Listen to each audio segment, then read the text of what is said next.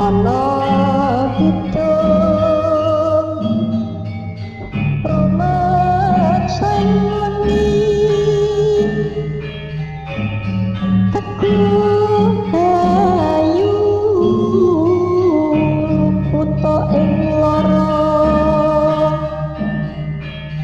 puto pilai kabeh jin setan tatan purun paneluhan. Halo Sobat Pasar Horor PHC. Cerita dari Mas Mus, lahir di Solo, sudah 6 tahun tinggal di Jakarta, usia 27 tahun. Ini terjadi 5 tahun yang lalu, sewaktu aku masih tinggal di Rusun, salah satu rumah susun di Jakarta. Untuk pertama kali menempati rumah susun adalah suatu yang menggembirakan. Bagaimana tidak, strata hidup seolah-olah sama. Ya mungkin karena bentuk huniannya sama semua. Hal ini menjadikan sikap toleransi dan gotong royong tercipta dengan sendirinya. Dalam bergaul pun enak, tertib dan nyaman. Kebetulan hunianku dapat di pinggir, menghadap ke jalan raya. Aku tinggal di lantai 3 dari 6 lantai yang ada, sehingga setiap aku keluar dari hunianku, aku bisa langsung melihat ke jalan. Yang tinggal di sisi kiri hunianku adalah Mbak Ucil. Dia tinggal dengan ibunya. Sedangkan di sisi kanan ada Paman Yaya yang hidup dengan istrinya Bibi Janah dan anaknya yang masih SD kelas 6. Sementara aku tinggal seorang diri karena bapak ibu dan adikku tinggal di Solo. Sebagai seorang yang masih lajang, aku tidak terikat oleh waktu dan batasan lainnya. Sehari-hari aku bekerja di krematorium, yaitu tempat kremasi atau pembakaran mayat hingga mayat bisa terurai menjadi abu dan tulang. Rata-rata pengguna jasa kremasi dari orang keturunan Tionghoa dan orang Bali. Tapi, tidak jarang dari suku lain juga membutuhkan jasa pengabuan jika ada yang meninggal. Di tempatku bekerja hanya memberlakukan 2 shift saja, shift pagi dan shift siang. Tapi jika daftar antreannya cukup banyak, maka pengelola menerapkan shift malam, satu shift yang spesial atau biasa disebut prime time. Walau begitu, aku lebih sering bekerja di shift pagi, biar siangnya aku bebas kemana saja. Hari ini aku terbangun jam 4 pagi. Ku ambil air minum lalu ku tenggak segelas. Masih ngantuk sih, tapi karena masih teringat mimpiku itu, aku jadi kepikiran. Aku belum pernah bermimpi seperti semalam. Jadi, awalnya aku berjalan di pinggir hutan, entah itu hutan di mana. Tidak seberapa jauh aku berjalan, aku berjumpa dengan seorang perempuan yang teramat cantik. Perempuan itu berpakaian seperti ratu, lengkap dengan perhiasannya yang kerlap-kerlip menyilaukan mata. Orang itu diikuti 12 orang dengan busana jubah serta penutup kepala, sehingga aku tidak tahu kalau pengikut itu laki-laki atau perempuan. Ketika rombongan itu tepat berpapasan denganku, tiba-tiba Ibu Ratu menghentikan langkahku, lalu mengatakan bahwa Bu Ratu akan memberiku istri sebanyak yang aku mau. Kemudian mereka meneruskan perjalanan. Lamunanku buyar ketika Bibi Janah mengetuk pintu. Aku langsung berdiri ke depan. Ada apa, Bi Janah? Ini mas, nasi kuning. Tadi sekalian saya beli dari pasar. Terima kasih ya, Bi. Sekarang jam 6 lebih. Setelah mandi, aku langsung sarapan dengan nasi kuning. Wah, nikmat banget. Jam 7 aku berangkat kerja. Di perjalanan, aku masih teringat mimpiku semalam. Gimana kelanjutannya ya? Aku tidak bisa mengingatnya lagi. Ya udahlah, nanti kan pasti teringat sendiri kalau memang ada kelanjutannya. Hampir jam 8 kurang 10 menit, aku nyampe di tempatku bekerja. Aku berjalan ke arah ruang khusus karyawan, lalu aku lihat jadwal hari ini. Ada 6 nama yang rencananya diperabukan.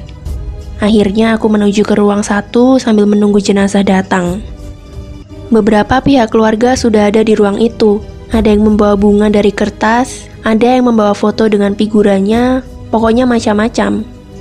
Jam 9 lebih, terlihat ada kendaraan jenazah yang datang. Dan tidak lama, peti jenazah sudah diletakkan pada rel untuk disembayangkan oleh pihak kerabatnya sebelum peti kami dorong ke ruang perabuan. Setelah setengah jam kemudian, proses kremasi akan segera kami laksanakan. Kami pun mendorong peti jenazah tersebut hingga masuk tepat di ruang oven atau ruang pengambuan dengan suhu lebih dari 700 derajat Celcius. Setelah pintu besi ditutup oleh temanku, aku pun mulai mengoperasikan oven yang sudah lumayan canggih itu. "Mus, kayaknya kamu kurang tidur ya?" tanya Imron temanku. "Iya nih Im, emang aku bangunnya kepagian," jawabku. "Emangnya lu begadang kemana?" tanya Imron sambil tertawa. "Adalah," ujarku pendek. Lalu aku meneruskan mengawasi panel pengendali proses pembakaran. Setelah 3 jam, penyembur api aku matikan. Lalu aku tekan tombol penggeser rak besi penampung abu dan tulang untuk bergerak ke ruang pendinginan. Aku dan Imron beralih deh ke ruang pendingin, sementara rekan lain melakukan proses kremasi untuk jenazah berikutnya. Aku mulai menyalakan mesin pendingin agar abu dan tulang segera dingin dalam waktu 1 jam. Setelah selesai, aku matikan mesin pendinginnya, lalu aku tekan tombol penggerak agar rak besi itu menuju ke ruang penumbukan tulang. Sebelum tulang aku masukkan ke mesin penumbuk, aku dan Imron memisahkan terlebih dahulu antara abu jenazah, abu peti jenazah, dan tulang jenazah. Sekitar 1 jam, aku masukkan tulang yang sudah terpisah dari abu tersebut ke dalam mesin penumbuk. Hanya dalam 15 menit, tulang sudah menjadi halus, dan kemudian Imron masukkan ke dalam guci. Tahap terakhir, aku serahkan pada pihak keluarga jenazah 2 guci berisi tulang halus dan abu jenazah. Tugasku selesai hari ini. "Im, ada acara apa sore nanti?" tanyaku pada Imron. "Kagak ada Mus, palingan cari janda," kata Imron sambil tertawa. Aku pun ikut tertawa. Sore ini sehabis mandi, aku duduk di kursi dekat gardu ronda di pintu gerbang rusun. "Van, kamu kemarin kemana?" tanya aku. "Iya Mus, gue lagi ke mall cari casing," kata Ivan yang juga penghuni di rusun ini. "Wih, asik dong, apalagi kalau nyarinya bareng Pok Ika," kataku ngeledek sambil tertawa. "Iya Mus, bener juga lu. Tapi gue udah punya demenan nih, anak Priok, bocahnya cakep lagi," kata Ivan. Kami akhirnya ngobrol bertiga. Ketika jam 8 lebih, Gugun baru muncul. Dia juga warga rusun di sini. Sob, aku baru saja ngelihat hantu di lantai 5, kata Gugun. "Yang bener aja lu Gun, jangan bercanda mulu," tukas Ivan. "Serius Van, sumpah demi Allah." Lalu Gugun meneruskan bercerita. "Tadi jam setengah 8, aku mau ke rumah Boim. Ketika aku menaiki tangga ke lantai 5, perasaanku mulai gak enak, seperti gimana gitu. Tapi karena ada hal yang penting pada dia, aku pun teruskan menaiki anak tangga demi anak tangga. Sesampai di lantai 5, terasa sepi banget, padahal baru jam segini kan, pikirku. Beberapa lampu di lorong-lorong rusun ada yang mati. Aku pun terus jalan ke rumah Boim, walau sebenarnya bulu kuduku sudah mereaksi keadaan. Saat aku belok mau ke lorongnya rumah Boim, aku dikejutkan satu sosok kakek memakai sarung, pakai kemeja koko. Dari mana ya kakek itu? Karena aku tidak pernah melihat sebelumnya. Kakek itu pasti bukan warga rusun ini. Dan apa yang terjadi ketika aku sudah dekat dengan kakek itu? Ternyata kakek itu tidak memiliki mulut dan hidung. Otomatislah aku menjerit dan langsung berlari. Aku tidak berani menoleh ke belakang. Aku turuni anak tangga itu sambil berlari. Di lantai 4, hanya 1-2 rumah yang masih terbuka pintunya. Tapi aku terus turun ke lantai 2. Begitu aku nyampe di rumah, aku langsung minum air putih. Setelah tenang, baru aku kemari. Mendengar cerita Gugun yang menyeramkan itu, aku jadi ikutan merasa takut.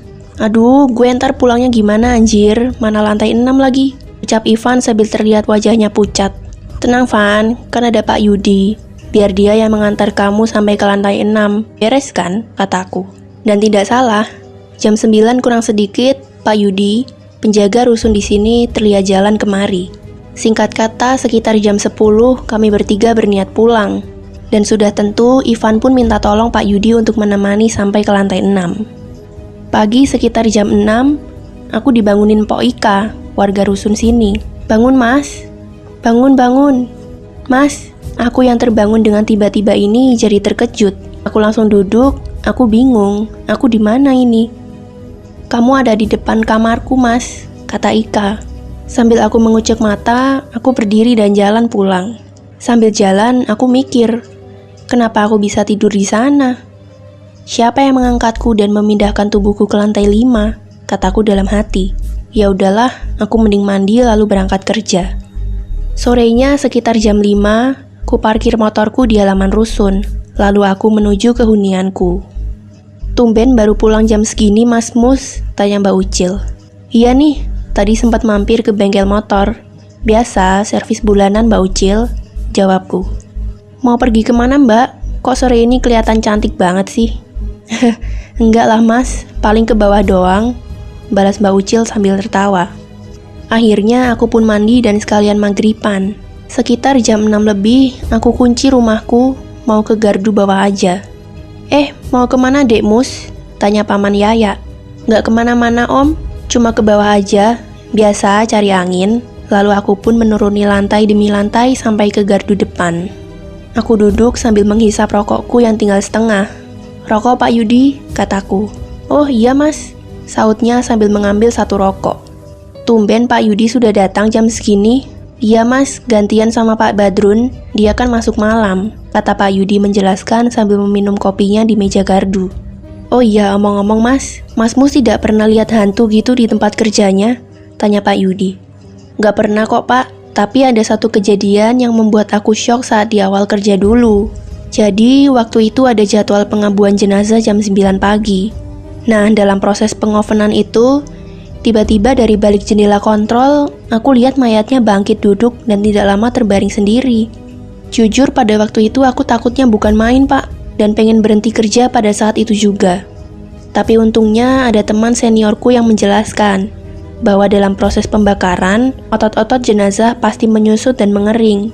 Nah, otot perut biasanya juga seperti itu, akan menarik tubuh bagian atas dan tubuh bagian bawah.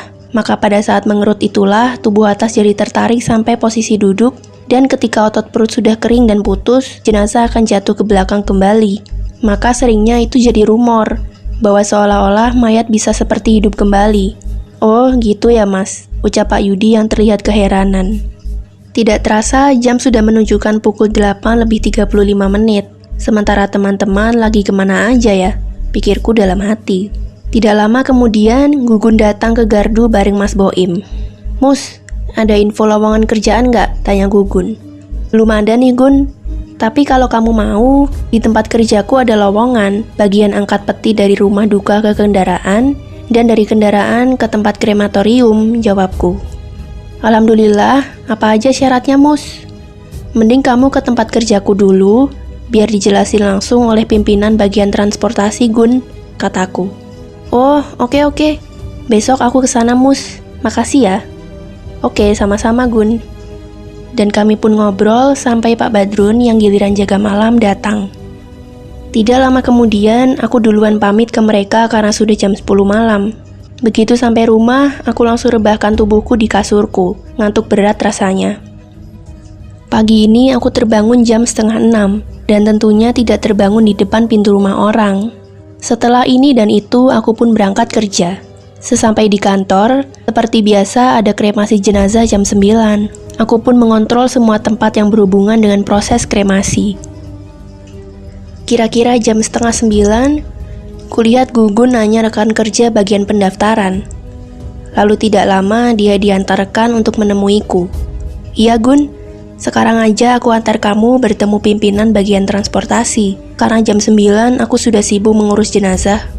Setelah Gugun aku kenalkan pada orang yang kumaksud, aku kembali ke ruanganku. Tepat jam 2 siang, aku pun keluar dari parkiran motor krematorium untuk menuju ke mall sebentar. Singkat kata, sore jam 5 lebih, aku sudah sampai di rumah kembali. Malam ini aku sengaja tidak keluar lagi, pengen tidur cepet, badanku rasanya capek banget. Mas Mus, bangun Mas, bangun. Aku terkejut sekali dan bercampur malu. Kenapa yang bangunin aku kok jadi Mpok Ika? Warga rusun juga, tapi di lantai 6. Mpok Ika bilang bahwa Mas Mus itu lagi tertidur di tengah pintu rumahnya. Aku makin merasa malu lah, pengen menghilang aja rasanya.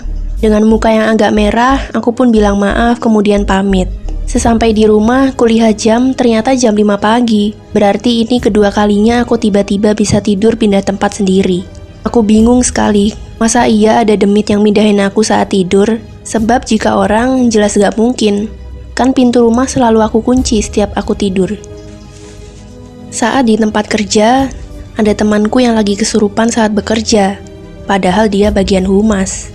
Artinya tidak bersinggungan sama sekali dengan jenazah. Lagi pula, mengapa setiap ada orang kerasukan itu selalu perempuan, jarang sekali yang laki-laki, dan itu bagiku adalah suatu misteri tersendiri. Sorenya setelah mandi dan maghriban, aku kembali kumpul dengan teman-teman rusun, walau sekedar ngobrol apa saja. Jam 9 lebih, aku pamit pulang pada mereka.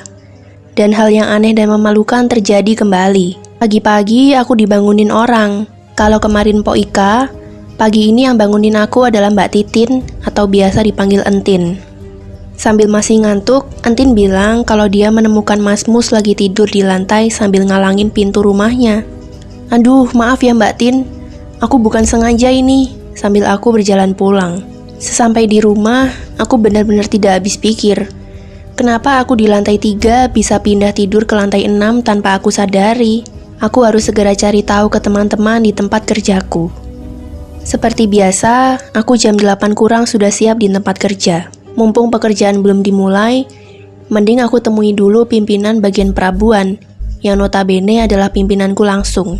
Setelah aku sampaikan semua yang aku alami, bos bilang kalau itu penyakit tidur berjalan atau disebut somnambulisme, yaitu satu kondisi seseorang yang tidur namun dia bisa bangun, bisa jalan, bisa melakukan apa saja. Dalam keadaan tertidur itu, seseorang bisa beraktivitas tanpa dia sadari. Mending kamu ke dokter deh, kata bosku. Oke bos, terima kasih. Setelah itu aku kembali bekerja melakukan pengabuan. Sepulang kerja, aku langsung ke poliklinik untuk konsultasi mengenai yang aku alami. Aku dapat rujukan ke dokter psikiatri 2 hari lagi. Aku pun pulang. Seperti biasa, malamnya aku kumpul di gardu rusun. Apalagi sekarang kan malam panjang. Sebelum ke gardu, aku beli roti bakar untuk dimakan sama-sama. Makasih ya Mus, besok Senin aku sudah mulai kerja, ujar Gugun dengan raut muka yang berseri-seri. Ya Gun, santai aja. Ayo roti bakarnya dimakan, kataku. Malam ini sekitar jam 11 lebih aku mulai mengantuk. Tidak seberapa lama aku pamit pada semua yang lagi nongkrong di gardu itu. Sesampai di rumah, aku mulai rebahkan tubuhku di kasur. Aku masih berpikir, apa penyebab aku bisa tidur berjalan? Kejadian ini kualami hanya semingguan ini. Sebelumnya tidak pernah sama sekali. Entah sudah berapa lama aku melamun, tiba-tiba pintuku ada yang mengetuk. Aku cukup terkejut. Tumben jam segini ada tamu. Kalau anak-anak rusun tidak pernah seperti ini soalnya. Aku pun lantas berdiri lalu membuka pintu depan. Dan apa yang aku lihat, Ibu Ratu yang pernah dimimpiku tempo hari ternyata sekarang ada di hadapanku. Dengan mukanya yang sangat cantik itu, kemudian dia bilang kalau sudah memberiku istri, namanya Titin. Setelah menyampaikan hal itu, sesaat kemudian dia lenyap seketika. Bulu kuduku pada berdiri semualah. Nafasku tercekat. Aku coba menggabungkan semua kejadian yang kualami. Malam ini kuputuskan untuk coba tidak tidur semampuku, untuk membuktikan ini semua sebenarnya apa. Mungkin sekitar jam 2 tengah malam, aku dikejutkan suara langkah di sekitar rumahku. Mungkin sekitar jam 2 tengah malam, aku dikejutkan oleh suara langkah di sekitar rumahku. Aku pandangi saja ke arah depan, langkah siapa itu? Suara itu berhenti tepat di depan pintu, lalu gagang pintu itu bergerak perlahan untuk dibuka dari luar. Aku masih ingat betul kalau tadi sudah menguncinya. Tapi apa yang terjadi? Pintu itu ternyata bisa dibuka. Keringat dingin mulai membasahi keningku. Tanganku mulai gemetaran dibuatnya. Sesaat kemudian, pintu itu terbuka perlahan-lahan. Aku makin ketakutan ketika aku bisa melihat dari pakaiannya, itu pocong. Pintu itu makin terbuka lebar, hingga benar-benar aku bisa melihat dengan jelas pocong itu. Aku merasa jantungku berhenti, dan sesaat kemudian aku tidak ingat apa-apa lagi. Minggu pagi, samar-samar aku mendengar ada perempuan yang memanggil namaku. Aku masih meringkuk ketakutan. Mas Mus, bangun mas. Mas, bangun mas, bangun. Aku bisa merasakan kalau tubuhku diguncang-guncang. Perlahan aku buka mataku. Dan di depan mataku sudah ada Mbak Titin dengan senyumnya yang manis itu membangunkan aku. Ya ampun, aku tidur di depan pintu Mbak Titin lagi, kataku dalam hati. Aku pun bangkit, minta maaf lalu pamit pulang. Sesampai di rumah, aku langsung lihat HP-ku, karena sejak semalam aku merekam video. Setelah aku matikan tombol recordnya, kemudian aku tonton video tersebut.